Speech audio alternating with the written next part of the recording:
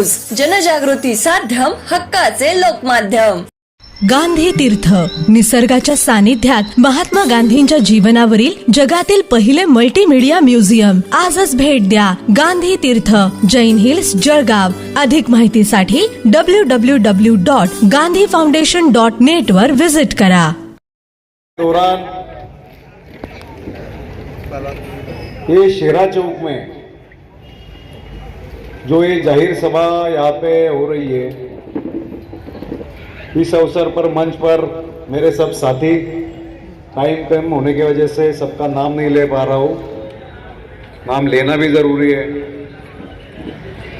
सामने बैठे मेरे सब दोस्त लोग, युवा, नौजवान, सब मेरे साथी,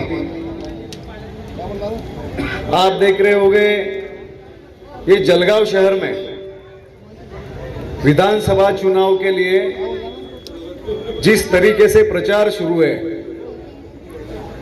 मुझे नहीं लगता कि यहाँ पे जो प्रस्तापित बड़े बड़े उम्मीदवार हैं, जो पार्टियों से उम्मीदवारी कर रहे हैं, उनके लिए भी इतनी बड़ी सभा हुई होगी। एक अपक्ष के साथ आप सब लोग खड़े हो, समर्थन देने आए हो, और जो मंच पे उपस्थित सब मेरे साथी, इन सबका मैं यहाँ पे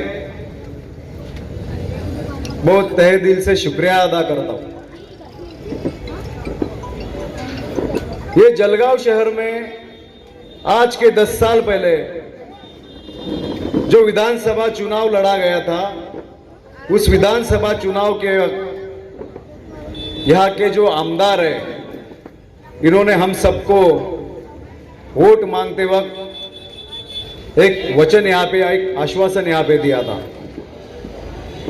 कि मैं जलगांव शहर के सब लोगों को, सब जाति के, सब धर्म के, सब समाज के लोगों को साथ में लेके चलूंगा।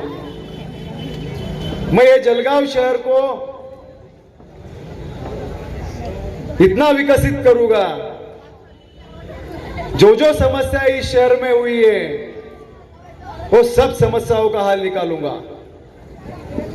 ये जलगांव शहर में जिन जिन रास्तों पे खड्डे हैं, वो सब रास्ते बनाऊंगा। ये जलगांव शहर में जिन जिन शहरों में, जिन जिन जगहों पे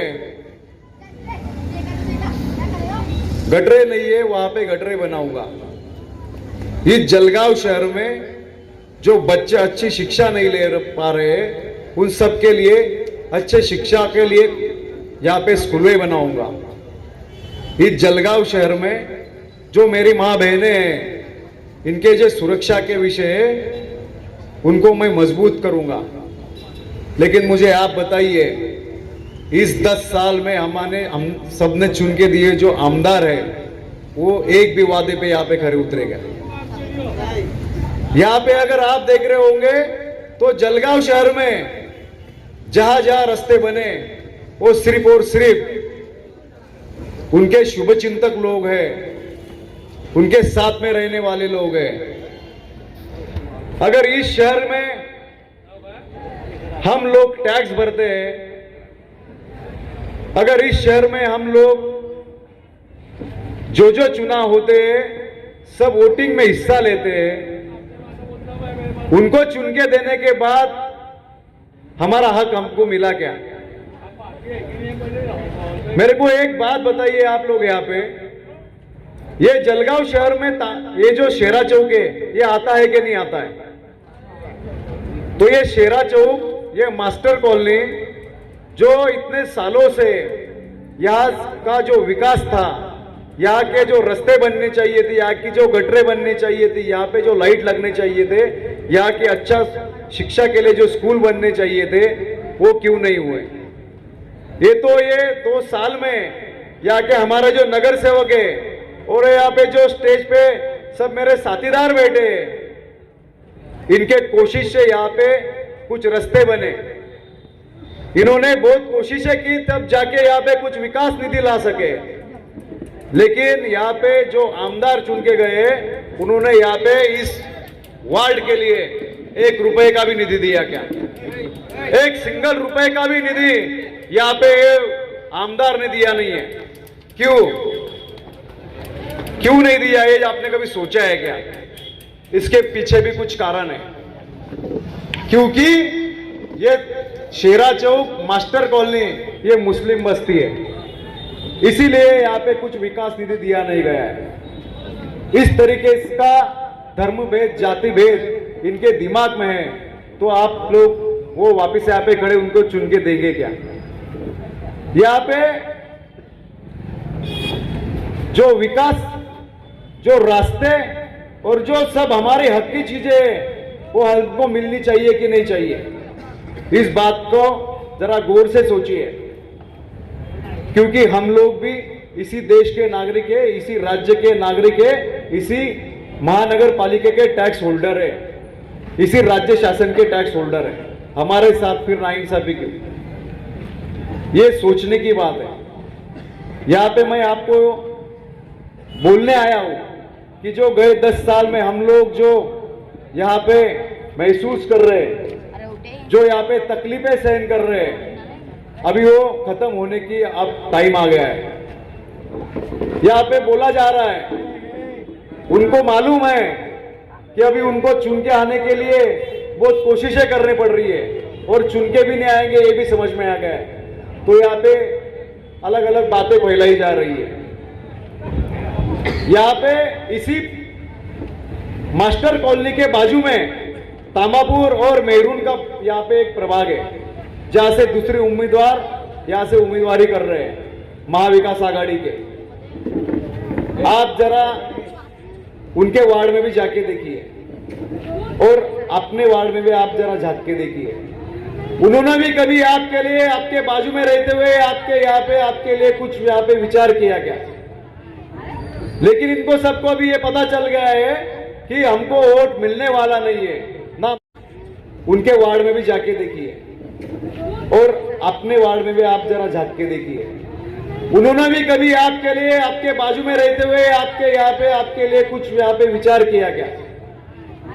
लेकिन इनको सबको भी ये पता चल गया है कि हमको वोट मिलने वाला नहीं है, ना महाविकास आघाड़ी को और ना महायुति को, क्योंकि आपके वोटों के साथ सिर्फ खिलवाड़ और खिलवाड़ ही किया गया है। जैसे यहाँ पे बोला गया कि महाविकास आघाड़ी ने ये तय कर लिया था कि मेरे मुस्लिम भाइयों के वोट बीजेपी के खिलाफ है, मतलब हमारे समर्थन में। इसलिए आपको अभी तक कुछ भी पूछा नहीं गया, आपको विश्वास में लिया नहीं गया, क्योंकि उनको ये मालूम हो चुका था कि मेरे मुस्लिम भाइयों के वोट जो है ऐसे भी हमको मिलने ही वाले हैं। लेकिन जब मैं यहाँ के सब मेरे साथीदारों से मिला, मैंने इनको ये सब बातें समझाई कि हम लोग रास्ते पे पड़े हुए लोग नहीं है। अगर हमको हमारे हक के लिए झगड़ना है तो हमको सबको आवाज उठाने पड़ेगी, और जो लोग समझ रहे हैं कि ये मुस्लिम भाइयों को हमको ही मिलने वाले हैं, उनको यहाँ पे अभी हमारी ताकत दिखाना पड़ेगी। तभी हम सब एक हुए और हमको सबको एक होके ये आज उसका यहाँ पे प्रतीक तैयार हो गया है। अगर आप देख रहे होंगे तो यहाँ पे इनको डर लग रहा है कि हम चुन के नहीं आ सकते, हमारे वोटों का कैलकुलेशन नहीं हो रहा है, तो इन्होंने अफवाहें फैलाना शुरू कर दी कि कुलभूषण पाटिल जो खड़ा हुआ है उसको बीजेपी ने मुस्लिम भाइयों के वोट खाने के लिए खड़ा किया। लेकिन मैं ये जो मंच पे उपस्थित मेरे सब भाइयों से पूछता हूं कि ये बात सही है? मैं यहाँ पे इलेक्शन सिर्फ चुन के आने के लिए और जीत के आने के लिए लड़ रहा हूं। आप सबके वोटों की मुझे बहुत जरूरत है, क्योंकि अब आप लोग हम मुझे वोट दोगे तो मैं जीत के आ सकता हूं। एक कैलकुलेशन यहाँ पे आपको सबने बता दिया है, और मैं यहाँ पे उम्मीदवारी इसलिए कर रहा हूं कि ये जलगांव के रास्ते बन सके, जलगांव में गटरे बन सके। ये जो जलगांव में मेरे नौजवान जिनके हाथ को काम नहीं है उनके हाथ को काम मिल सके। यहाँ पे जलगांव में जो मेरी माँ बहन असुरक्षित है उनको सुरक्षा मिल सके। ये जलगांव में जो मेरे बुजुर्ग है उनको यहाँ पे आरोग्य सुविधाएं हो सके। मैं इसलिए ये इलेक्शन लड़ने आया हूँ। मैं किसी के समर्थन में और किसी के विरोध में ये चुनाव लड़ने नहीं आया हूँ। मैं यहाँ पे किसी जाति धर्म के खिलाफ यहाँ पे इलेक्शन लड़ने नहीं आया हूँ। मैं यहाँ पे सबको साथ में लेके यहाँ पे चल के यहाँ पे सबके साथ में यहाँ पे इलेक्शन लड़ने आया हूँ। सबके साथ अगर मुझे मिल गई तो मैं यहाँ पे बोलता हूँ मैं ना किसी हिंदू धर्म के खिलाफ हूँ और ना मैं किसी मुस्लिम धर्म के खिलाफ हूँ। मैं यहाँ पे सबको साथ में लेके इलेक्शन लड़ने आया हूँ। आप मुझे ये बताइए, अगर मुझे किसी के समर्थन में इलेक्शन लड़ना था तो मैं इतनी ताकत से इलेक्शन लड़ता था क्या? आप मेरे वार्ड में जाके देखिए, आप मेरे पिंपराला परिसर में जाके देखिए, आप यहाँ पे जो सब मौजूद लोग हैं इनके रिश्तेदार मेरे पिंपराले में रहते होंगे। जिस दिन मुझे यहाँ पे मेरे पिंपराले के लोगों ने नगर सेवक चुन के दिया और जब मैं महानगर पालिका में नगर सेवक चुन के गया तो मैंने सबसे पहले